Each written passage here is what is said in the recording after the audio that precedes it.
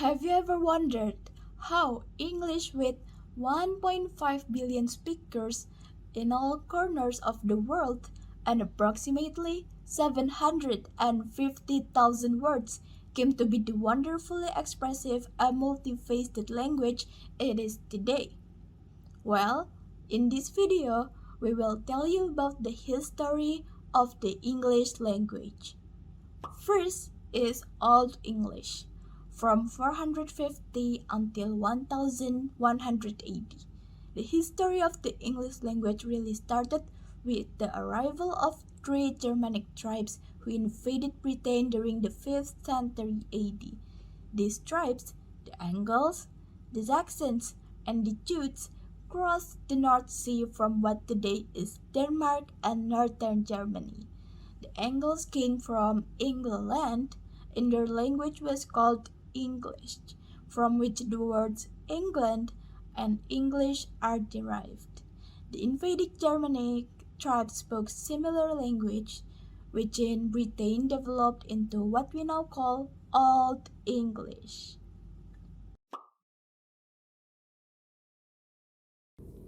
Middle English from 1100 until 1500. In 1066, William the Conqueror, the Duke of Normandy, part of modern French, invaded and conquered England. The new conquerors, called the Normans, brought with them a kind of French which became the language of the royal court and the ruling and business classes. For a period, there was a kind of linguistic class division where the lower classes spoke English and the upper classes spoke French. In the 14th century, English became dominant in Britain again. But with many French words added, this language is called Middle English. It was the language of the great broadcaster from 1340 until 1400, but it will still be difficult for native speakers to understand today. So that's all for the history of Middle English. Now let's get into early modern English.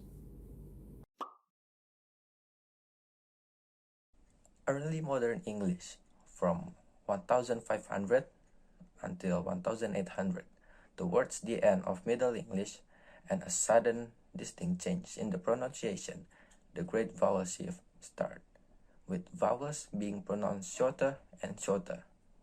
Thanks to the great vowel shift, the pronunciation of some words became much more like we pronounce them today. From the 16th century, the British had contact with many people from around the world. Because of this, and the renaissance of classical meaning meant that many new words and phrases entered the language. Spelling and grammar became fixed, and the dialect of London, where most publishing houses were, became standard. In 1604, the English dictionary was published. Late Modern English from 1800s up till today. The pronunciation and grammar of early modern English continued into the late modern age. The main difference between early modern English and late modern English is vocabulary.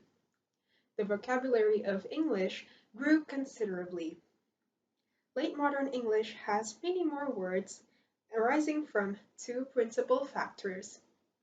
Firstly, the Industrial Revolution and technology created a need for new words.